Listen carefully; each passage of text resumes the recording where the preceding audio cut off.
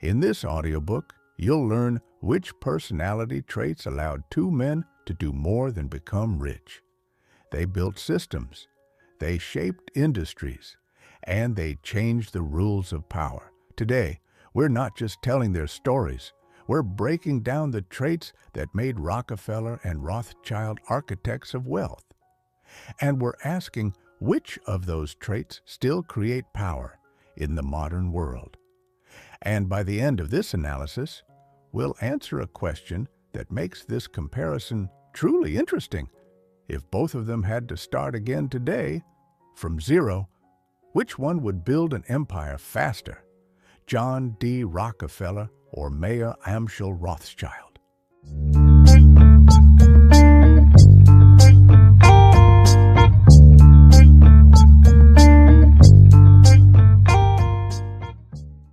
Two men, two very different paths to power, and two very different ways of understanding how wealth really works.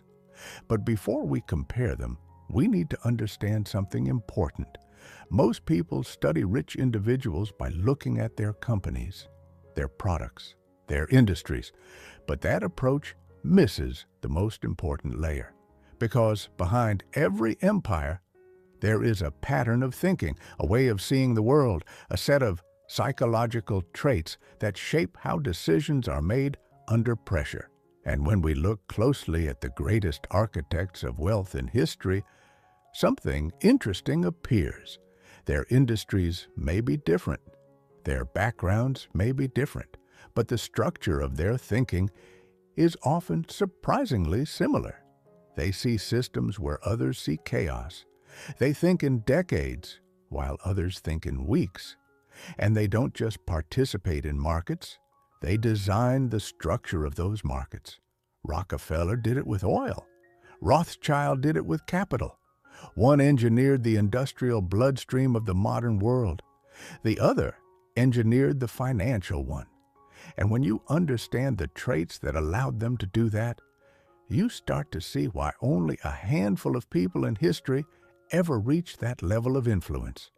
So before we compare their empires, we first need to identify the psychological foundation that made those empires possible. The traits that separate ordinary entrepreneurs from the architects of systems.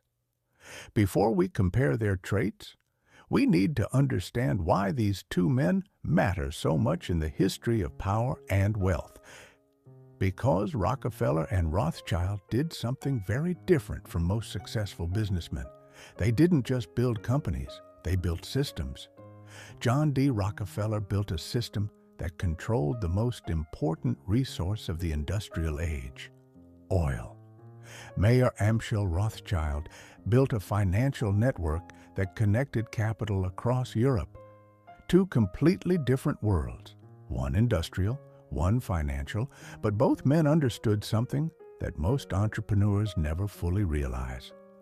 If you want real power in business, you don't just compete inside a market, you design the structure of that market.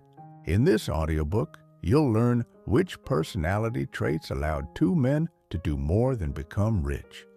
They built systems, they shaped industries, and they changed the rules of power. Today, we're not just telling their stories, we're breaking down the traits that made Rockefeller and Rothschild architects of wealth. And we're asking which of those traits still create power in the modern world. And by the end of this analysis, we'll answer a question that makes this comparison truly interesting. If both of them had to start again today, from zero, which one would build an empire faster? John D. Rockefeller or Mayer Amschel Rothschild? Two men, two very different paths to power, and two very different ways of understanding how wealth really works. But before we compare them, we need to understand something important.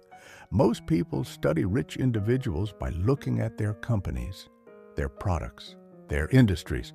But that approach misses the most important layer. Because behind every empire, there is a pattern of thinking, a way of seeing the world, a set of psychological traits that shape how decisions are made under pressure. And when we look closely at the greatest architects of wealth in history, something interesting appears. Their industries may be different, their backgrounds may be different, but the structure of their thinking is often surprisingly similar. They see systems where others see chaos. They think in decades, while others think in weeks. And they don't just participate in markets, they design the structure of those markets. Rockefeller did it with oil. Rothschild did it with capital. One engineered the industrial bloodstream of the modern world. The other engineered the financial one. And when you understand the traits that allowed them to do that, you start to see why only a handful of people in history ever reached that level of influence.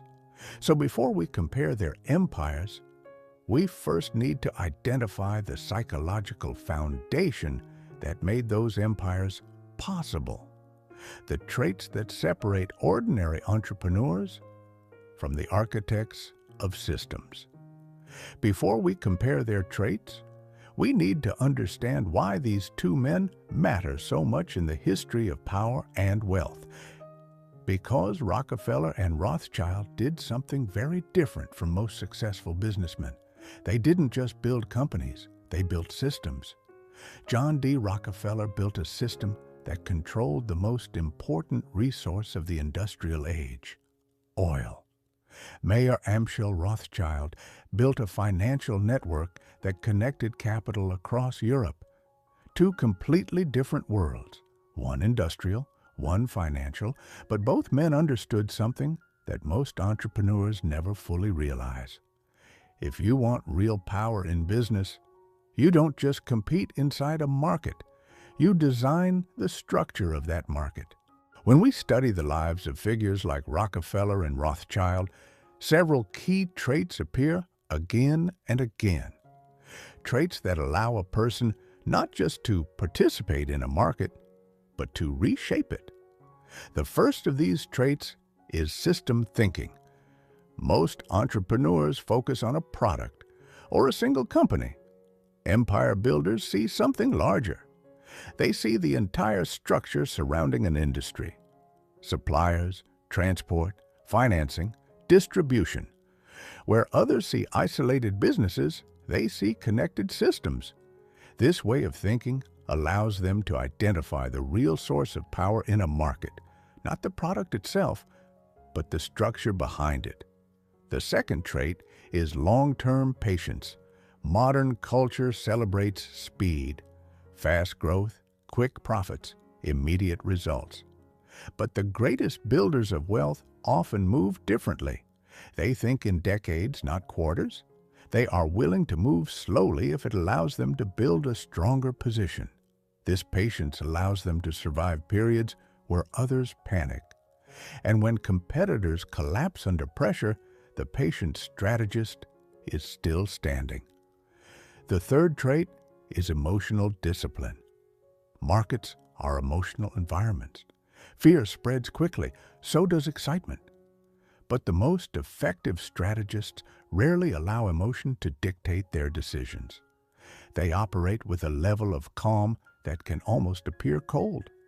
Criticism does not distract them. Competition does not provoke them. They simply adjust their strategy and continue moving forward. Another crucial trait is an obsession with efficiency. Empire builders are rarely satisfied with average performance. They look at every process and ask the same question. Can this be done faster, cheaper, more reliably? Small improvements, repeated across an entire system, eventually create overwhelming advantage. What looks like slow progress from the outside becomes unstoppable momentum over time. Then there is control of information. Information has always been power in business. But in earlier centuries, the difference between knowing something today and knowing it tomorrow could mean the difference between profit and disaster. Those who controlled the fastest flow of information often controlled the outcome of markets. This awareness of information, who has it, how fast it moves, and how it influences decisions is another recurring trait among the architects of wealth. And finally, there is strategic control. Empire builders rarely accept the rules of a market as permanent. Instead, they look for ways to shape those rules themselves. Sometimes through scale, sometimes through networks, sometimes through influence, but always with the same objective: to move from being a participant in the system to becoming the one who defines the system. These traits are not unique to one industry or one era. They appear again and again in the lives of the individuals who manage to reshape entire markets. And when we look closely at Rockefeller and Rothschild, we see these traits operating at an extraordinary level, but they express them in very different ways.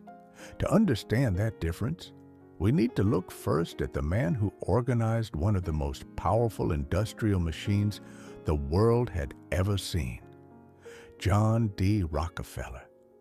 To understand the scale of Rockefeller's success, we first have to understand the environment he entered. John D. Rockefeller did not step into a calm, organized industry. The oil business in the 1860s was chaos.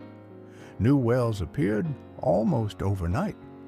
Prices moved wildly. Dozens of small refiners competed aggressively, often driving each other into bankruptcy. It was a market driven by speculation, short-term thinking, and constant instability. Many entrepreneurs tried to make fast money. Rockefeller saw something else entirely. He saw a system that lacked organization. And where others saw opportunity for quick profit, Rockefeller saw the opportunity to impose order. One of his most defining traits was extreme discipline. From a very young age, Rockefeller kept detailed records of every dollar he earned and spent. Not roughly, precisely. Every transaction mattered. Every expense had to be justified. This habit of meticulous accounting shaped the way he later managed his companies. While competitors focused on expansion and speculation, Rockefeller focused on efficiency. He believed that controlling costs was the most reliable way to dominate an industry. Standard Oil refined petroleum more efficiently than its competitors. It wasted less material. It negotiated better transportation rates. It optimized production processes constantly. Each individual improvement looked small, but when those improvements were applied across an entire system of refineries and transport routes, the advantage became overwhelming. Another defining characteristic of Rockefeller's strategy was integration. Most businesses in the oil industry controlled only one part of the process. Some drilled for oil, others refined it, others transported it. Rockefeller realized that the real power was not in controlling one piece of the industry, but in controlling the connections between those pieces. So Standard Oil expanded carefully across the entire chain: refining, transportation, storage, distribution. By controlling each stage of the process, Rockefeller reduced uncertainty and increased efficiency. And with every new piece added to the system, the company's influence grew stronger. But perhaps the most powerful element of Rockefeller's mindset was patience. He was rarely impulsive. He did not rush to fight every competitor. Often he simply waited. When smaller companies struggled with unstable prices or poor management, Rockefeller appeared with an offer, sometimes to cooperate, sometimes to acquire. Many competitors accepted because the alternative was collapse. Over time, this strategy allowed Standard Oil to consolidate much of the American refining industry. At its peak, the company controlled roughly 90% of the oil refining capacity in the United States. That level of dominance would be almost impossible in modern markets. But Rockefeller did not see it as domination. He saw it as organization. In his mind, he was bringing stability to a chaotic industry, lower prices, higher efficiency, more reliable supply. Critics saw a monopoly. Rockefeller saw a system functioning exactly as he had designed it. And this difference in perspective reveals something essential about the psychology of empire builders. They do not see themselves as conquering markets. They see themselves as improving systems. But Rockefeller's power came primarily from industrial organization, pipelines, refineries, rail contracts, physical infrastructure. The next figure in our analysis approached power from a very different angle. Instead of controlling the production of wealth, he focused on controlling the flow of capital itself. To understand that model of power, we now turn to the founder of one of the most influential financial dynasties in history, Mayor Amschel Rothschild. If Rockefeller represented the power of industrial organization, the Rothschild family represented something different, the power of financial networks. Mayor Amschel Rothschild began his career in the German city of Frankfurt during the late 18th century. At the time, Europe was not a unified economic system. It was a fragmented landscape of kingdoms, currencies, and political alliances. Moving money between countries was slow. Information traveled slowly, and financial markets were often isolated from one another. For most bankers, this fragmentation was simply the way the world worked. Rothschild saw it as an opportunity. From early on, he understood something that many of his contemporaries did not fully grasp. In finance, the real advantage does not always come from having the most money. It comes from having the fastest network, a network of information, a network of trusted partners, a network capable of moving capital across borders faster and more reliably than anyone else. This insight became the foundation of the Rothschild strategy. Rather than building a single bank in a single city, Rothschild built something far more ambitious, a family-based financial system.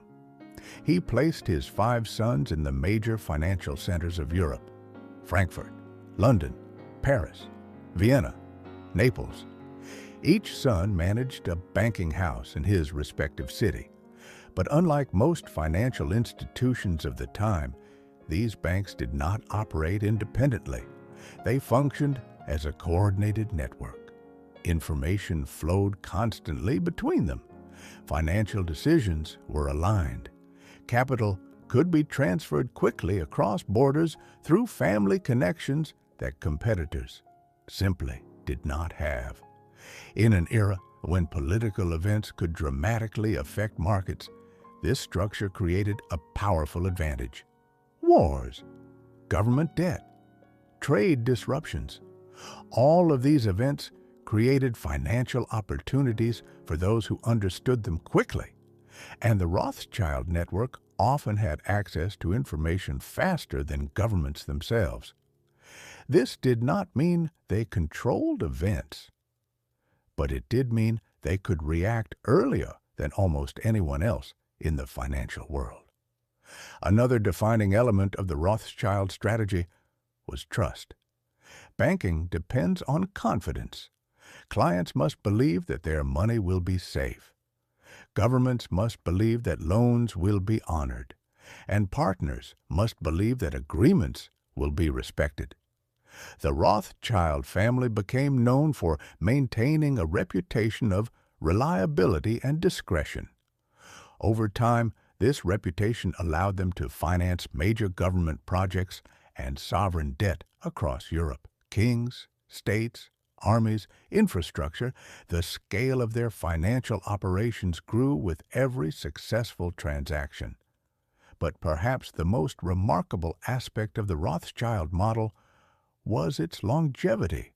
Unlike many powerful financial houses that rose quickly and disappeared just as quickly, the Rothschild network was designed to survive across generations. Family control, shared information, aligned incentives. These elements created a structure capable of adapting to changing political and economic conditions. Where Rockefeller built a perfectly organized industrial machine, Rothschild built something more flexible, a network capable of operating across borders, governments, and economic cycles. Both models were extraordinarily powerful, but they relied on different strategic instincts. Rockefeller's strength was control through structure. Rothschild's strength was control through connection. And when we place these two approaches side by side, an interesting question begins to emerge. Which type of power is stronger? The power that comes from controlling the production of wealth, or the power that comes from controlling its movement? To explore that question, we now move to the most interesting part of this analysis, a direct comparison between the strategies of Rockefeller and Rothschild. Now that we understand how each of these men built their power, we can finally place their strategies side by side, not to decide who was simply richer, but to understand which model of power was stronger. Because Rockefeller and Rothschild did not just build fortunes, they built two completely different architectures of influence. John D. Rockefeller represented the power of industrial dominance. Mayor Amschel Rothschild represented the power of financial networks. To compare them fairly, we need to look at several dimensions of power. Rockefeller's vision was remarkably clear. He believed that the oil industry could only become stable if it were organized under a single, efficient structure. Instead of hundreds of small refineries competing chaotically, he imagined a system that operated with coordination and discipline. Standard Oil was not just a company, it was designed as a machine of efficiency. Every process was measured, every cost was optimized, every partnership was negotiated carefully. Rothschild's vision operated on a broader geographical scale. He saw Europe not as separate financial markets, but as a connected network of capital. By placing members of the same family in the major financial centers of the continent, he created something that had rarely existed before: a coordinated banking structure capable of moving information and money across borders faster than governments themselves. In terms of vision, Rothschild's approach was more global. Rockefeller's was more structural. Rockefeller's strength was control over physical infrastructure, pipelines, refineries, transportation contracts, distribution channels. By controlling the physical movement of oil, he gained leverage over the entire industry. Competitors found themselves dependent on systems that Standard Oil either owned or influenced. Rothschild's control operated through something less visible: financial relationships, government debt, capital flows. Instead of controlling infrastructure, the Rothschild network influenced the movement of money itself. And money, unlike oil, can influence almost every industry simultaneously. Speed Rockefeller's system was built for stability and efficiency. It moved deliberately. Once established, it became extremely difficult for competitors to challenge. But Rothschild's network had a different advantage: speed of information. Because his family operated in several financial centers at once, news and intelligence traveled rapidly through private communication channels. In markets where information could move prices dramatically, this speed created extraordinary opportunity. Longevity. Rockefeller's Standard Oil became one of the most powerful corporations in the world. But in 1911, the United States government ordered the company to be broken apart under antitrust law. Even though the resulting companies remained extremely valuable, the centralized structure Rockefeller built no longer existed in its original form. The Rothschild network evolved differently because it was based on family partnerships rather than a single corporation. It proved more adaptable. The family banking houses continued operating across generations, adjusting to changing political and financial conditions. In terms of durability, the Rothschild structure proved more resilient. Rockefeller influenced one of the most important industries of the industrial age: oil-powered factories, transportation, manufacturing. His impact on the modern industrial economy was enormous, but Rothschild operated in the world of sovereign finance, loans to governments, funding for infrastructure, financing during periods of war and reconstruction. Through these activities, the Rothschild network became connected to the financial systems of multiple nations, which meant their influence extended beyond a single industry. It touched the financial foundations of entire states. When we step back and look at this comparison, a pattern begins to emerge. Rockefeller mastered the organization of industry. Rothschild mastered the organization of capital. Both forms of power shaped the modern world, but they did so through very different mechanisms. One through efficiency and structure, the other through connection and financial flow. And this leads us to one final question. If both of these men were starting from the beginning today, in the modern global economy, which of their strategies would have the greater advantage? Now we arrive at one of the most interesting questions in this entire comparison. If Rockefeller and Rothschild were both starting from zero in the modern world, which one would have the advantage? To answer that, we first need to understand how the structure of the global economy has changed. In the 19th century, the world was dominated by industrial expansion. Railroads, steel, oil, factories. The entrepreneurs who controlled physical infrastructure often controlled the economy itself. That environment favored a strategist like Rockefeller. John D. Rockefeller excelled at building highly efficient industrial systems. He optimized supply chains. He reduced production costs. He integrated entire industries under a single coordinated structure.